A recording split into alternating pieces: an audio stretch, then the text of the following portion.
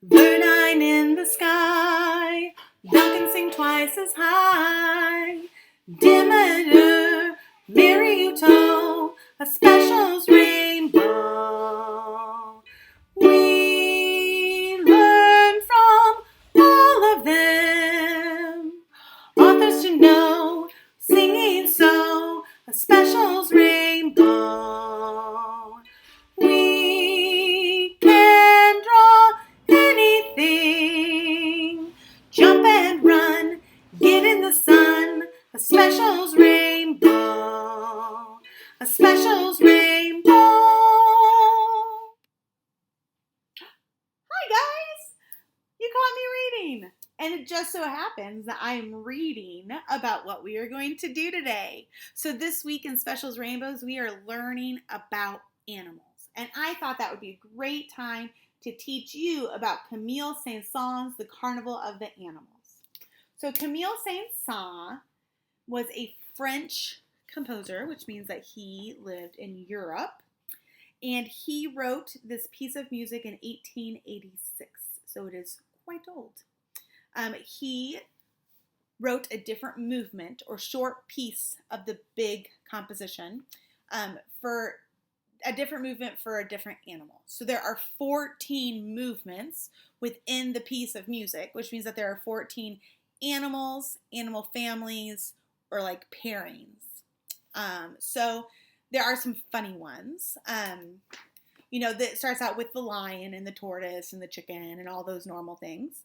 One of the families would be the aquarium or the aviary. Do you know what an aviary is? It is where birds live. So the aviary. And then there's two really funny ones, I think. There is the pianists. So someone who plays the piano. He considered them animals. And there are the personages with the long ears. And so what you need to know about that is that when Mr. Saint-Saëns wrote music, a lot of people did not like it. They did not think it was very good, and they told him that. They would write about it in newspapers and stuff. And so he thought it would be funny to write a movement calling them an animal, first of all, the critics an animal. And then he made the critics sound like donkeys. So he was kind of pretending that his critics were donkeys. So, which, not the nicest thing in the world, but it was how he coped with things, and so we can always talk all these things out, right? I'm sure he did talk them out with his critics. So, we have the Carnival of the Animals. To get us started, I would like to read you the introduction from Jack Prelutsky's book of poems about the Carnival of the Animals. So it goes like this. Welcome to our carnival, where birds and beasts and such behave a lot like people do, at times a bit too much. You'll meet the regal lion and the captivating swan, the irritating donkeys that prattle on and on. You'll meet a tortoise and some fish with undulating fins. Welcome to our carnival. The music now begins. All right, we're going to switch over to my screen so I can explain the lesson to you. And I'll see you there. Girls, we are going to create our own compositions today based on the Carnival of the Animals, which you just learned a little bit about. So the first thing you need to do is go to YouTube and go to my YouTube page. There is a link in the Friday work folder. So you can just click on that if you'd like. Once you're on the page, I want you to go to playlists. And the first playlist is for the Carnival of the Animals. So you will click on that. On the side, you have 14 different movements that Mr. Saint-Saëns wrote that represent different animals for the Carnival of the Animals. You are going to choose one. So let's go ahead and let's just do the kangaroo real quick for just a minute. So we're going to listen to it.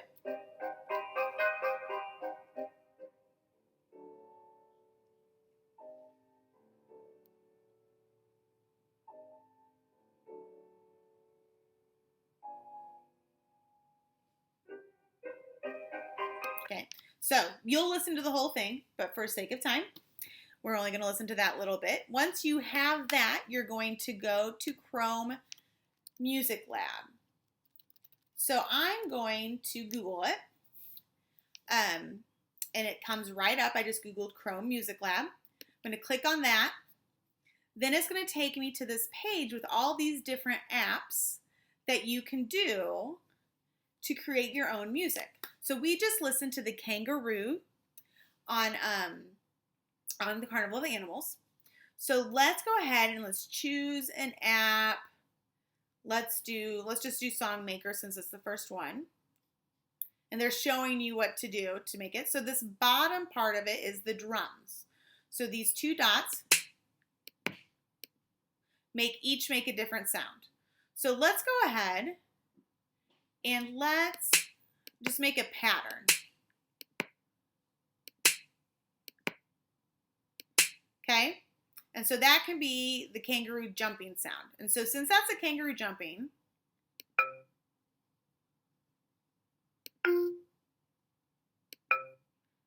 let's go ahead and do this. Now what happens after the kangaroo jumps? It gets really smooth, doesn't it? For a little bit. So let's see what happens.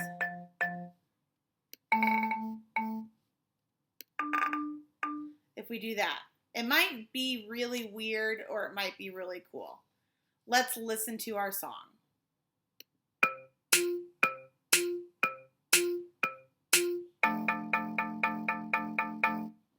So, not exactly smooth. You know, we can go down here. Maybe if we choose a different instrument. Ooh, let's try strings and let's see if that makes it better.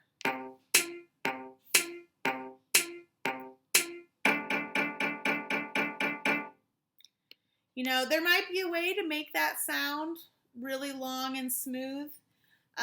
Or it might just be like this and we have to try a different app. But I would like you to do the same thing. I want you to choose an animal, watch the video, then come over to Chrome Music Lab and choose an app to create your own expression of that animal. Sound good? I hope you have a great week. Bye. Go. Good afternoon, kids. We're here for episode 5 of our Specials Rainbow. We have a great theme for you this afternoon, and not only a great theme, but we have another special guest star. So we hope you've been safe and well, but most importantly, that you've been active.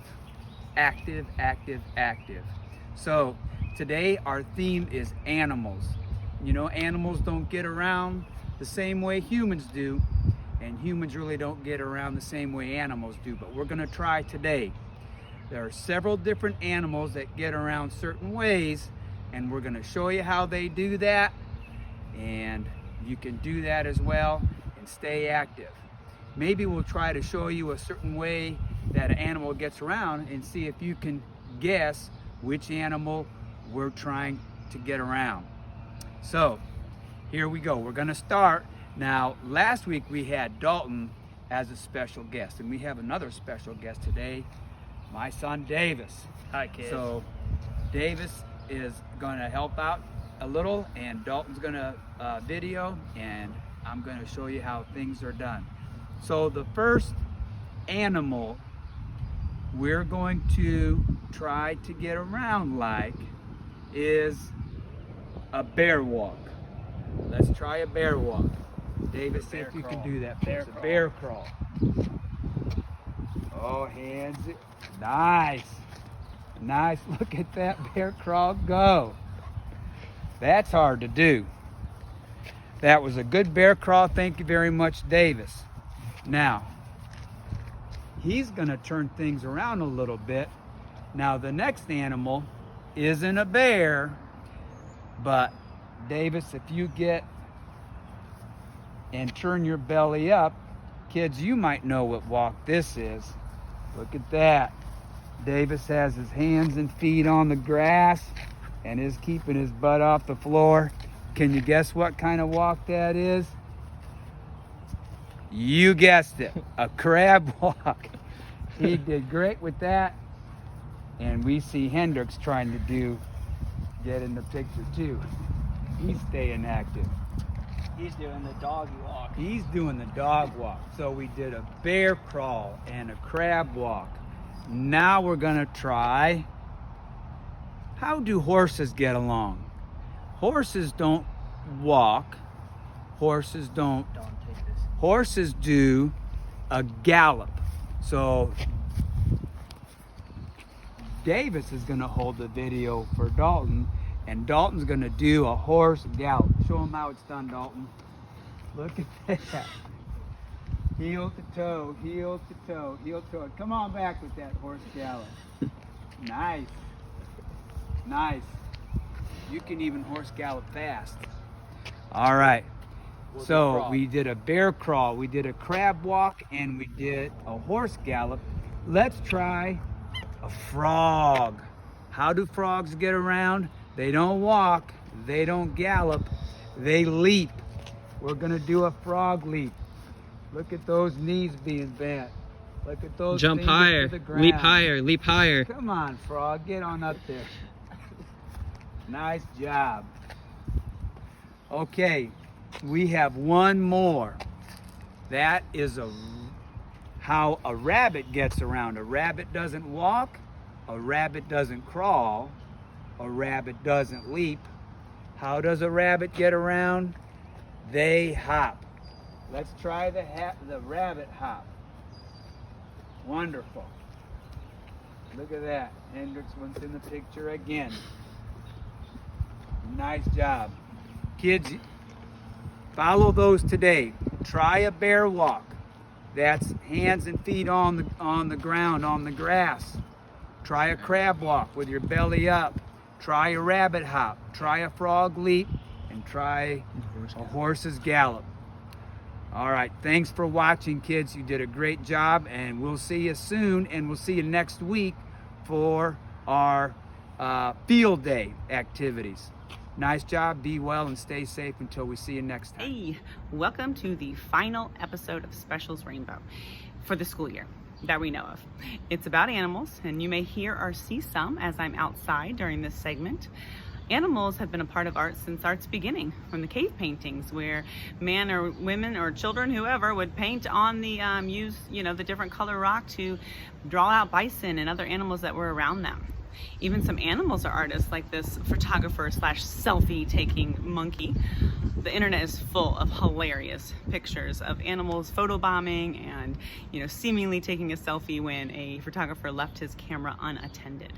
When I started thinking about what we would talk about for this in Animals and Art, and researching different people that work with the subject matter of animals, I came across this really cool organization. Their name is Washed Ashore, and it's a nonprofit that collects garbage on the Oregon coast and creates sculptures of animals whose health is endangered by the trash they are made of. In the past 10 years, they have taken 26 tons of garbage and built 70 large-scale sculptures, and are continuing to do so, including Octavia the octopus, Edward the leatherback turtle, and Daisy the polar bear. To bring the marine fauna to life, a system has been developed, and staff members sort and clean the marine debris. Other garbage is not allowed, keeping only everything that is not a biohazard. Their netted bins overflow with shapes, with shoes, plastic, fishing rope, toys, toothbrushes, and seemingly never-ending supply of water bottles from the 2008 Summer Olympics in Beijing. Since the 2011 earthquake and tsunami in Japan, larger items are common, like car bumpers and bathtubs, and even huge coolers that must have been washed down from the beach somewhere. There are also yards and yards of plastic foam, which they use for bleached coral reefs in their sculptures. Materials are then sorted by color and brought to the workshop, where it becomes an art supply and is used to construct these impressive works of art. I'm in complete awe of these sculptures and hope to see them one day in person. They're huge, they're detailed, you could probably look at them for hours. Even just the pictures I'm looking at a lot. Originally, I wanted to maybe take some plastic from my recycling bin and build an animal as our art project for this week, but my recycling got picked up today. I didn't plan that real well, so instead I thought I'd pop over to a different form of art where animals are used a lot, and that's origami. So I'm gonna take a go at making a pretty simple origami fox, and you can follow along with me. So go get a piece of paper and then come back and we can do it together. And then also, as you know, origami's all over the internet. So if you want to make more complicated pieces or something even different, you could definitely give that a try. It could be a fun thing for not just this week, but just this summer in case you get bored. So I'll be back with my paper. All right, back. I got just a regular old piece of printer paper. With origami, as you probably know from art class and just in general, it is typically, traditionally always a square. And origami paper is often color on one side and white on the other. But for this, we're just gonna use white copy paper, but we're gonna make it a square without scissors. So the easiest way to make something a square that's already a rectangle without measuring or scissors is to take one corner and line that corner, or excuse me, the top of the paper to the side of the paper, making sure that it gets to a point on that end. Remember, whenever you're folding something, you hold it down, slide your finger to secure the center, and then go from the inside out. Then you're gonna get less of a little lip there. And now this is the part that you cut off. So the way we do it without scissors, and whenever you're doing origami, you're gonna see me use the back of my fingernails to really crease stuff too. Whenever we do it without scissors, we're gonna fold it, really crease it, and then just tear it. So I find it easier to fold something backwards like this. And for this project, our squares do not need to be perfect, no big deal. Some origami that gets really complicated, you need like perfect squares and that real thin origami paper to really be successful, but this fox is not gonna be. It's gonna be simple like a fox. After I fold it once, I'm gonna pop it, and I'm gonna fold it back the other way. Again, creasing with my fingernails, always. Then I can take it and slowly tear. Now that's not tearing very easily right away, so that tells me I need to crease it even more. Sometimes you even lick that crease. I feel like in the age of COVID-19, we don't need to be licking anything. So, I just folded it again, and now I can tear. Boop. Boom, a little bit of a fuzzy edge, no big deal. And I have myself a square piece of paper, which it worked out because our first fold for this guy is to fold from one corner to the other, making a triangle, making that square into a triangle, and then opening it back up, rotating it, folding it again, but this time leaving it folded. Remember, I crease the back of my fingernail to really make it. So we're leaving it folded, and we're actually gonna turn it that. So the flat part is on the left. Next, we're going to fold each point. Oh, excuse my dogs. Hey, cool it. Guess we got animals for our animal video. I'm gonna take the corner to the other corner. So I'm making this part line up with that center crease. Again, I get it all lined up. Secure, go to the center, inside out. And then leaving it folded, and do the same to this side. It's symmetrical. Boom. I really like origami. I love the detail of folding. Some people hate it. You either hate it or you love it, but it's always worth a try to see what you like. Okay, once you got it there, then you're going to pick it up and fold it kind of backwards like that. So let me show that again. It's down, pick it up, backwards, and then lay it back down. So the open part is to the top. Then you're gonna take not just the first flap, but the first flap and that center flap, and you're gonna fold it up a little bit. Okay, you don't wanna fold it right in half. You wanna fold it just kind of a slight. Doesn't need to be perfect. It's just gonna make, you're gonna see when I'm done, how it makes like a triangle popping up and a little triangle there. And then you pull that, oh my gosh, crease. You pull that center, now you have one flap, two flap. Pull that center flap to the center, how it's sticking straight up. And you actually need to take your fingers and peek into the center and push downward to where that first tip, triangle tip, starts popping down. Boom, you can kind of see a fox developing. And you literally just rotate a smidge, make a tail by taking the back corner and folding it down so the tail sticks down a smidge. Actually, I like it a little bit more like this. Now, when I'm using this printer paper, it is a little thick because like I said, origami is often with thin paper, but it still works. All right, there's the shape of my fox. Now I'm just gonna, to really show it off, I'm gonna add with a Sharpie, you could use anything though, a little nose, maybe some cute eyeballs.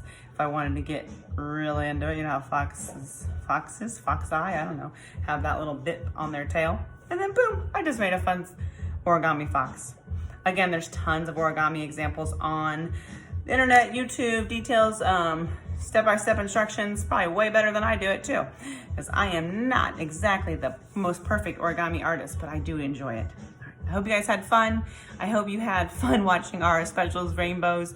We are excited to go into summer. All right, have a great time. Bye guys. Hey friends, this week everybody's talking about animals, but we are going to work on finding some resources so that you can read about animals and anything else you want to read about all summer long. I'm going to share how you can go through Clever, how you can go through the Indianapolis Public Library and participate in their reading program. And I'm also going to give you access to some typing.com lessons if you are interested. So check it out. We're going to get started with Clever, and you can log into Clever just like you've been doing for some of your classes. And you'll notice that there are some buttons here, and this is the button for Access 360. We actually, as a district, have access to Access 360, and it is a great resource for e-reading or reading online books. So you can access that through my page. If you go into my page, I have a button, but it should also be on your Clever account. Okay, so when you click on that, it will log you in.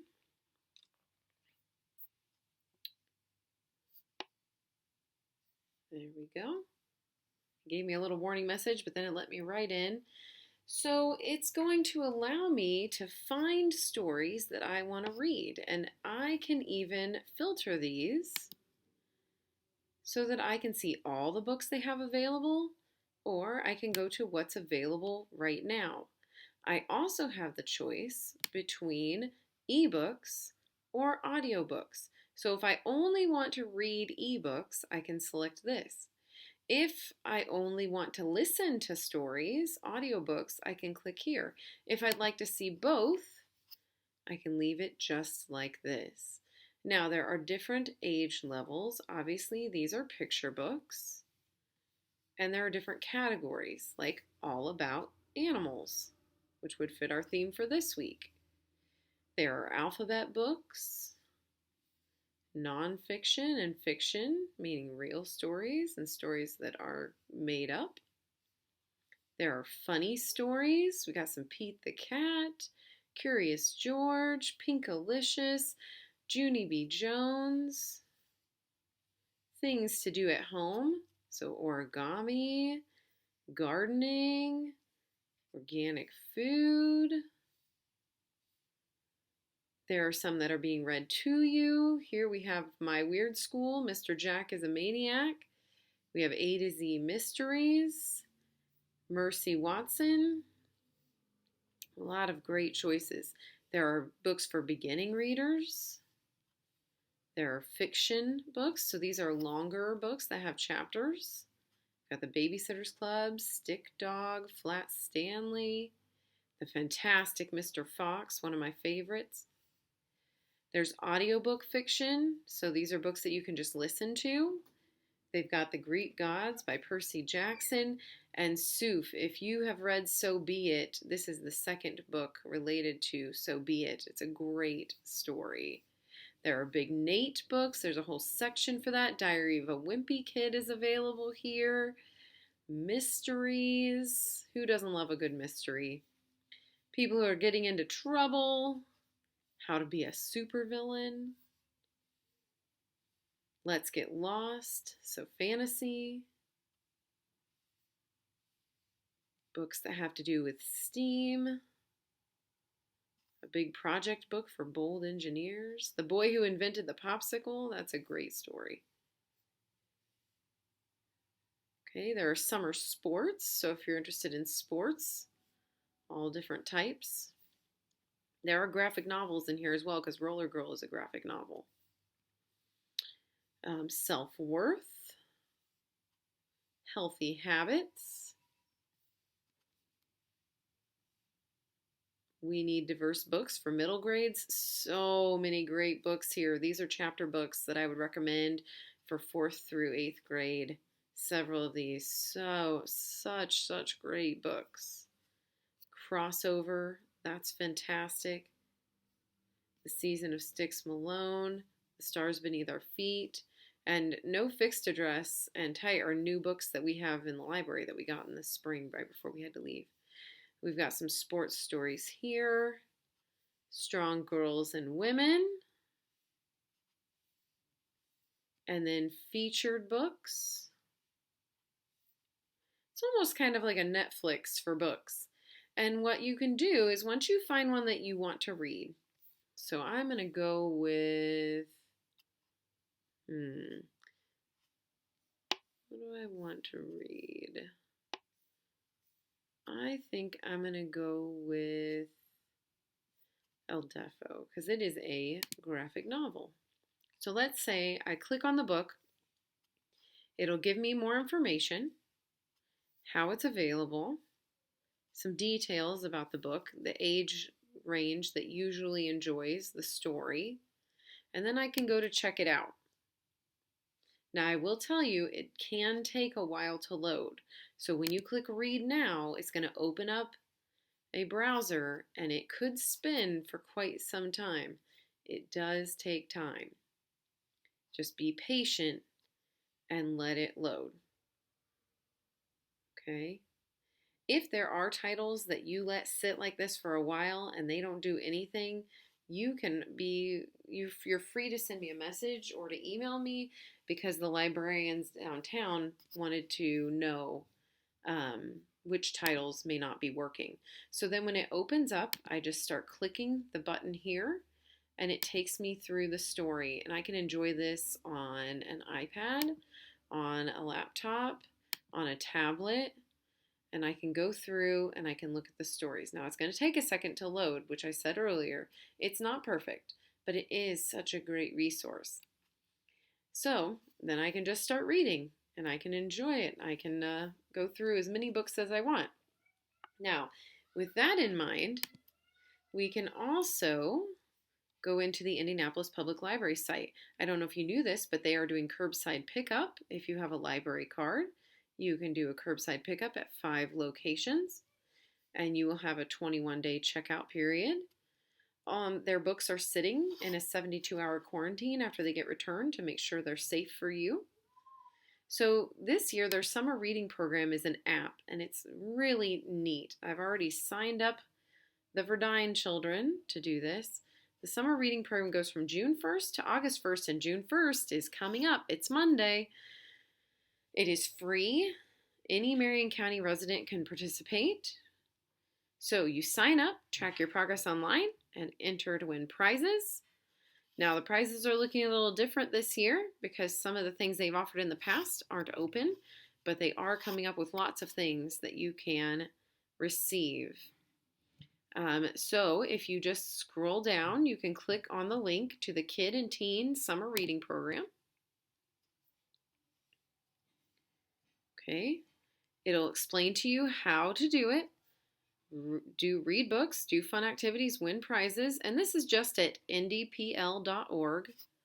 And so you register online at ndpl.beanstack.org, which is a pretty funny name, but it works. It's very easy to work. So you just click on it. Okay. And you register for just yourself or for a family. And it'll ask you some questions. Are you registering? And you can say, I'm registering myself. Or if your parents are doing it, they will click, I'm an adult registering a child. So let's go to I'm registering myself. And you'll need to put in your phone number or email address for them to notify you if you win a prize. So either have a phone number or an email address for an adult in your family where it's safe to send something. They won't use it for anything else other than to notify you of what's going on with the reading program or if you've won. So go ahead, put in your first name, last name. You can create your username. You pick what you think you want. I always like to pick something like H for Dine. It doesn't give my first name away, but it has my name. Or you can, if you want to get real crazy, you can be, Pretty Pony 37, whatever makes you happy. You're going to put in your email, your phone number, your zip code, a password, which branch of the library you like to go to. We like to go to the one right downtown, so Central Library is our favorite, and it's huge. But you can pick whichever one you usually go to. You share what year you were born. That is required. Anything with a red star is required. You do not have to share your ethnicity or your gender if you don't want to. And then you can hit next. Okay. It probably won't let me go next because I haven't put in all my information. Let's see what I can put in here. I'll put in Mr. Verdine's name because I haven't registered him yet. I think the rest of us, well, maybe I'm not. My children definitely are. Let's see.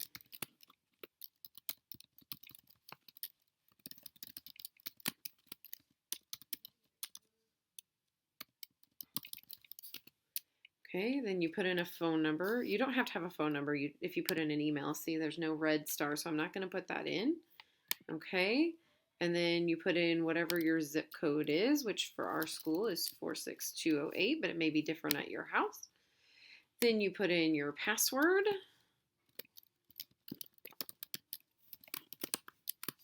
You'll have to put it in twice so they know that you did it right the first time. Okay. Oh, this is going to be a sad amount of scrolling. Here we go. And then we can click next. It says I've unlocked a badge. And it says, would you like to add another adult? No, I would not like to add another adult. So now I'm saved in there as Pretty Pony 37. And I've already got an email that popped up that says I'm already registered. So I'm going to save that. I'm not going to add another person.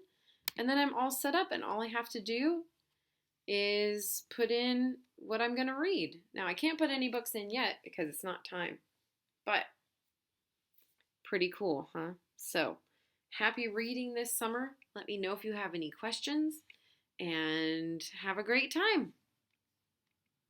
Specials Rainbow.